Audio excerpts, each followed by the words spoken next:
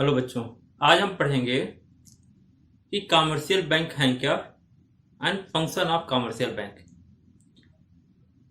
तो commercial bank, अगर आपने बैंक को देखा है तो आप देखते हैं हम बैंक में करते क्या हैं।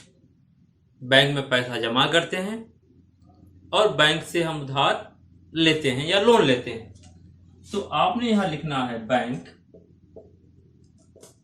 जिसके पास सरप्लस पैसा होगा वो बैंक में जमा करेगा यानी डिपॉजिट करेगा। हाउस होल्ड हो सकता है, फर्म एंड हाउस होल्ड। यहां हमने बना दिया बैंक है। हाउस होल्ड या जिस फर्म जिसके पास भी सरप्लस पैसा होगा वो क्या करेगा, बैंक में जमा करेगा, जिसको हम बोलते हैं डिपॉजिट्स। और जिस किसी को भी पैसे की जरूरत होगी वो बैंक से उधार लेगा, जिसको हम बोलते हैं लोन या बारोइंग। तो इस तरह से बैंक ने किया क्या,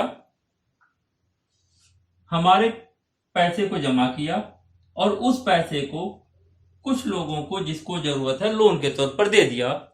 तो बैंक एक मध्यस्थ का काम करता है, मीडिएटर का काम करता है। तो इसी से हम डिफिनेशन बनाएंगे। क्या है, commercial bank is a financial institution.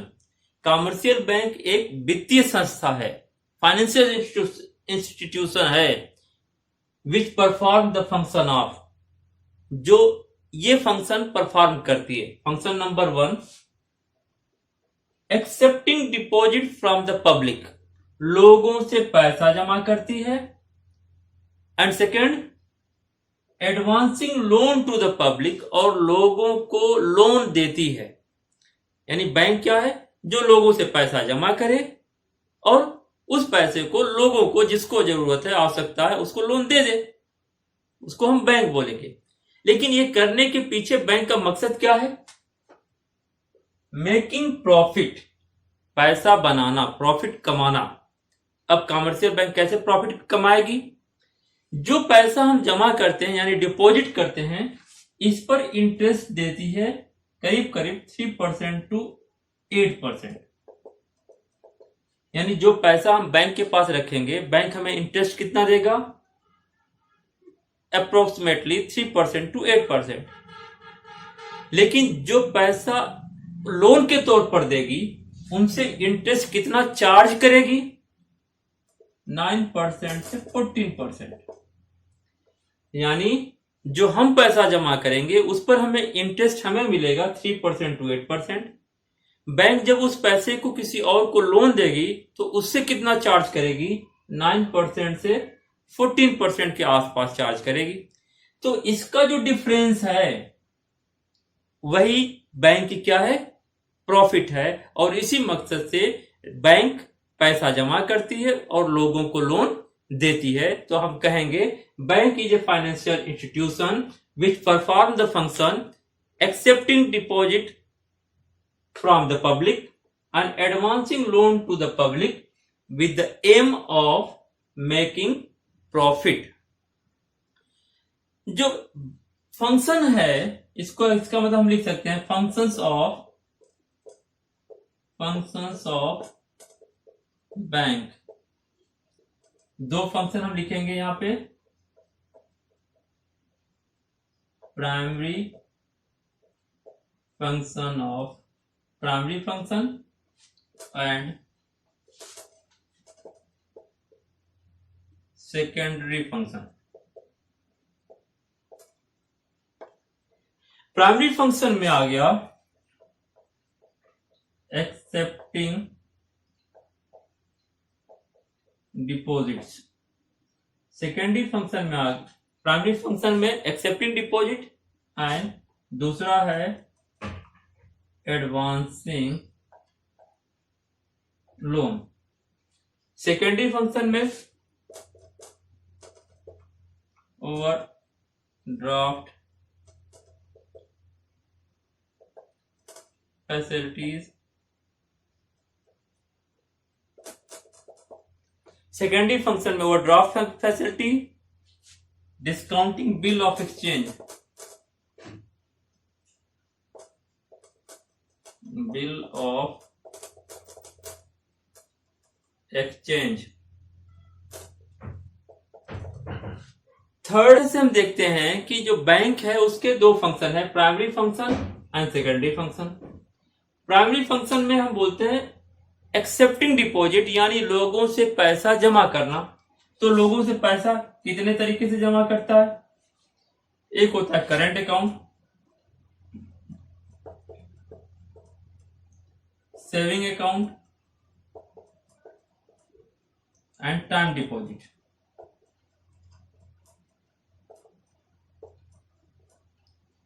अगर हम देखें तो बैंक प्राइमरी फंक्शन में पहला फंक्शन है एक्सेप्टिंग डिपॉजिट, और एक्सेप्टिंग डिपॉजिट में है जो बैंक एक्सेप्ट करती है डिपॉजिट, मुख्य रूप से तीन तरह के अकाउंट के थ्रू डिपॉजिट एक्सेप्ट करती है।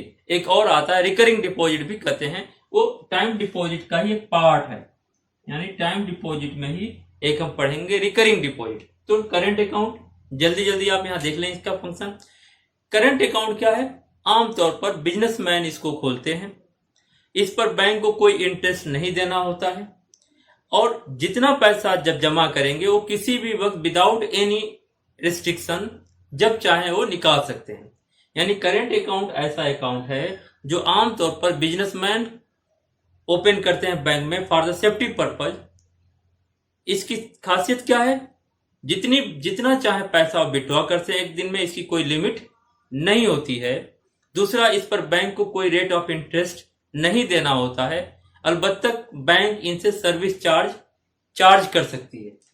सेविंग अकाउंट आमतौर पर बचत के मकसद से खोला जाता है, जिस पर रेट ऑफ इंटरेस्ट कम होता है। कुछ लिमिटेशंस के बाद इसको चेक से हम निकाल सकते हैं, लेकिन करंट अकाउंट की जैसे कि हम कितना भी अमाउंट निकाल सकते हैं एक दिन में, ऐसी फ्रीडम सेविंग अकाउंट में नहीं होती है। यानी आप पैसा निकाल सकते हैं, लेकिन एक लिमिटेशंस के बाद। डिफरेंट बैंक के डिफरेंट अपने लिमिटेशंस हैं, लेकिन आप चेक से, एटीएम से जितना पैसा चाहे आप निकाल सकते हैं कुछ कंडीशन के साथ। तो सेविंग अकाउंट क्या हो गया? आमतौर पर लोगों के द्वारा अपने छोटे छोटे बचत को जमा किया जाता है। इसका मकसद होता है इंटरेस्ट कमाना, फायदा कमाना, और जरूरत पड़ने पर पैसे को विड्रॉ कर लेना। इसको हम बोलते हैं सेविंग डिपॉजिट। तीसरा है टाइम डिपॉजिट। एक फिक्स अमाउंट एक फिक्स पीरियड के लिए जब हम जमा करते हैं, इसको हम बोलते हैं टाइम डिपॉजिट, या इसको हम बोलते हैं समय जमा, आवधिक जमा। टाइम डिपॉजिट, जैसे 1 लाख रुपए आपने 5 ईयर के लिए डिपॉजिट कर दिया, तो आप 5 साल के बाद, मैच्योरिटी के बाद ही आप निकाल सकते हैं। अगर मैच्योरिटी से पहले आप विड्रॉ करना चाहते हैं तो आपको पेनाल्टी लगेगी, यानी जिस इंटरेस्ट पर आपको 5 साल बाद मिलता उतना आपको पहले निकालने पर नहीं मिलेगा। यानी करंट अकाउंट आमतौर पर बिजनेसमैन के द्वारा खोला जाता है। इसका मकसद सुरक्षा होता है, जितना चाहे पैसा वो विड्रॉ कर सकते हैं। इस पर बैंक को कोई इंटरेस्ट नहीं देना होता है। सेविंग अकाउंट आमतौर पर छोटे छोटे बचत के मकसद से किया जाता है। इस पर जो इंटरेस्ट होता है टाइम डिपॉजिट के इंटरेस्ट से कम होता है, और टाइम डिपॉजिट में इंटरेस्ट ज्यादा होता है। एक फिक्स अमाउंट फिक्स पीरियड के लिए जमा किया जाता है। एक होता है रिकरिंग अकाउंट, यानी एक फिक्स अमाउंट एक फिक्स इंटरवल के में आपको जमा किया जाएगा फिक्स पीरियड तक के लिए। जैसे अगर हम कहें कि अगर हमने रिकरिंग अकाउंट 1 ईयर के लिए ओपन किया, तो हर महीने हमें एक इंस्टॉलमेंट जमा करनी होगी अप टू 1 ईयर, और आफ्टर मेच्योरिटी हम उसको विड्रॉ कर सकते हैं। उसका जो इंटरेस्ट होगा टाइम डिपॉजिट के इंटरेस्ट से कम होगा, और सेविंग डिपॉजिट के इंटरेस्ट से ज्यादा होगा। तो ये है एक्सेप्टिंग डिपॉजिट, यानी बैंक कितने तरह से हमें एक्सेप्ट करता है। अब है एडवांसिंग लोन। प्राइमरी फंक्शन में एक्सेप्टिंग डिपॉजिट हमने ये देखा कि एक्सेप्टिंग डिपॉजिट में करंट अकाउंट, सेविंग अकाउंट और टर्म डिपॉजिट और रिकरिंग डिपॉजिट के थ्रू बैंक डिपॉजिट एक्सेप्ट करता है, यानी पैसे जमा करता है। दूसरा प्राइमरी फंक्शन है एडवांसिंग लोन। प्राइमरी फंक्शन में जो एडवांसिंग लोन है वो 3 तरह के लोन देती है बैंक मुख्य रूप से। एक को हम बोलते हैं कैश क्रेडिट, दूसरे को बोलते हैं डिमांड क्रेडिट, और third one is a short term credit या शॉर्ट टर्म लोन। एक साथ हम देख लेते हैं तीनों में डिफरेंस क्या है। Cash credit, a credit limit is sanctioned up to which the user may borrow from the bank on given security। यानी जो कैश क्रेडिट होगी वो बारोवर को एक सिक्योरिटी पर एक अमाउंट सैंक्शन हो जाएगा जो वो अपने अकाउंट से निकाल सकता है। A credit is sanctioned up to which the user may be borrow from the bank on the given security, यानी एक सिक्योरिटी पर बारोवर को एक निश्चित अमाउंट विड्रॉ करने की इजाजत देता है कैश क्रेडिट में। Demand credit, this loan can be record on demand by the bank at any time. जो डिमांड डिपॉजिट होती है वो जो लोन है उसको किसी भी वक्त बैंक रिकॉल कर सकती है, कभी भी मांग सकती है, कोई निश्चित समय नहीं है। Short term loan, this loan given as a personal loan और एडवांस और फॉर द प्रायोरिटी सेक्टर। जो शॉर्ट टर्म लोन है जो हम पर्सनल लोन लेंगे या किसी प्रायोरिटी सेक्टर को जो शॉर्ट टर्म 1 साल 2 साल 3 साल के लिए जो हम लोन देते हैं इसको हम बोलते हैं short term loan. Cash credit, demand credit और शॉर्ट टर्म में बेसिक डिफरेंस ये है, ये शॉर्ट पीरियड के लिए होगा, 1 2 साल 3 साल 4 साल के लिए होगा।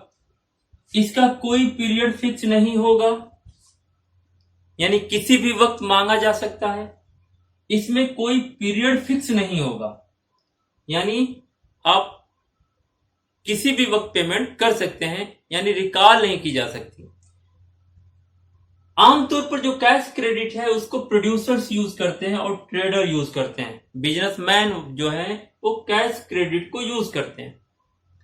जो डिमांड ड्राफ्ट है वो आमतौर पर सिक्योरिटी ब्रोकर्स जो हैं वो यूज करते हैं, यानी इसके जो यूजर हैं आमतौर पर जो ब्रोकर का काम करते हैं, सिक्योरिटी परचेज और सेल का काम करते हैं, वो ज्यादातर डिमांड क्रेडिट को यूज करते हैं। शॉर्ट टर्म जो लोन है हाउस होल्ड और फर्म यूज करते हैं। आमतौर पर जो हम लोग घरों में यूज करते हैं, लोन लेते हैं, वो शॉर्ट टर्म लोन कहलाता है। अब आप इंटरेस्ट किस पर क्या लगेगा? जो कैश क्रेडिट होगा, जो एक्चुअल अमाउंट होगी, यानी आपका सैंक्शन है तो 5 लाख, यानी 5 लाख रुपए तक आप निकाल सकते हैं, लेकिन आपने एक्चुअल में 2 लाख रुपए ही यूज किया तो 2 लाख रुपए पर ही इंटरेस्ट लगेगा। यानी कैश क्रेडिट में एक्चुअल अमाउंट पर इंटरेस्ट लगेगा, न कि सैंक्शन अमाउंट पर। सैंक्शन तो 5 लाख है, लेकिन आपने 1 लाख यूज किया तो इंटरेस्ट आपको कैश क्रेडिट में सिर्फ 1 लाख रुपए का देना होगा। डिमांड क्रेडिट में होल अमाउंट पर आपको इंटरेस्ट देनी होगी, यानी अगर आपने 5 लाख रुपए का लोन लिया तो पूरे 5 लाख रुपए पर आपको इंटरेस्ट देना है, इसमें आपको कोई छूट नहीं होगी। और सेम शॉर्ट टर्म लोन में भी जितना लोन आपको सैंक्शन हो जाएगा उस लोन पर आपको इंटरेस्ट देना होगा। आपने पैसा यूज किया यूज नहीं किया इससे कोई मतलब नहीं है। जो मैच्योरिटी की मैंने बात की, कैश क्रेडिट में क्यों कोई मैच्योरिटी नहीं होती है, अनलिमिटेड पीरियड के लिए हो सकता है। डिमांड क्रेडिट में फिक्स मैच्योरिटी नहीं है, यानी किसी भी वक्त मांगा जा सकता है। दोनों में डिफरेंस ये है, इसको किसी भी वक्त मांगा जा सकता है, इसमें कोई टाइम बाउंड नहीं है, और ये शॉर्ट पीरियड के लिए होता है, यानी शॉर्ट टर्म क्रेडिट आमतौर पर 1 साल 2 साल 3 साल के लिए ही होता है। इसको हम बोलते हैं शॉर्ट टर्म क्रेडिट। तो ये हमारा रहा primary function, accepting deposit and advancing loan. अगर हम सेकेंडरी फंक्शन की बात करें तो उसमें आता है ओवरड्राफ्ट, यानी सेकेंडरी फंक्शन ऑफ बैंक। तो पहला फंक्शन है ओवरड्राफ्ट के। करेंट अकाउंट होल्डर हैं, उनको एक निश्चित अमाउंट अपने अकाउंट से ज्यादा निकालने की परमिशन होगी। जैसे अगर 5 लाख रुपए आपके अकाउंट में है डिपॉजिट, तो आप 6 लाख रुपए तक विड्रॉ कर सकते हैं। यानी आपने डिपॉजिट आपके अकाउंट में, करंट अकाउंट में तो सिर्फ 5 लाख है, लेकिन आपको 6 लाख रुपए तक विड्रॉवल पावर है, इसको हम बोलते हैं ओवरड्राफ्ट। ये भी एक तरह का लोन है, यानी आपने जमा तो 5 ही लाख किया, 6 लाख रुपए अगर निकालेंगे तो जो 1 लाख रुपीज होगा उस पर एक इंटरेस्ट लगेगा, लेकिन आपको जो कार्रवाई करनी है, फॉर्मेलिटीज है, उसको करने की जरूरत नहीं है। तो आमतौर पर जो भी करंट अकाउंट होल्डर होते हैं, बिजनेसमैन होते हैं, उनको ओवरड्राफ्ट की फैसिलिटी अवेलेबल होती है on the basis of their credit point के बेसिस पर, यानी उनकी जो क्रेडिट पॉइंट होगी बैंक के साथ, उसके बेसिस पर बैंक उनको ओवरड्राफ्ट की फैसिलिटी देगी, यानी अपने जमा से ज्यादा पैसा वो विड्रॉ कर सकते हैं। Bill of exchange, discounting bill of, एक फंक्शन है डिस्काउंटिंग बिल ऑफ एक्सचेंज। आपने अकाउंट्स में पढ़ा होगा कि ए आदमी ने बी से सामान खरीदा,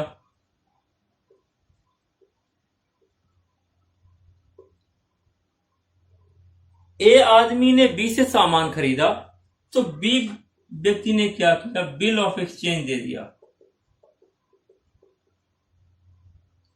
यानी जो पेमेंट किया गुड्स और सर्विसेज का, उसमें लिख दिया कि आप मई की जगह आप जुलाई 2020 में आप इसको कैश करा सकते हैं। यानी ए ने सामान खरीदा, तो बिल ऑफ एक्सचेंज उसको मिल गया। बिल ऑफ एक्सचेंज में ये अमाउंट फिक्स है कि इतने रुपए जुलाई 2020 को आप इन कैश करा सकते हैं। लेकिन इस आदमी को जरूरत पड़ी पहले कैश कराने की, वो बैंक के पास जाएंगे, बैंक के पास देंगे बिल ऑफ एक्सचेंज, बैंक क्या करेगा, जितना अमाउंट है उसका कुछ परसेंटेज अपने पास काट लेगा, डिस्काउंट कर लेगा, और उसके बाद बची हुई अमाउंट आपको दे देगा, जिसको हम बोलते हैं bill, discounting bill of exchange.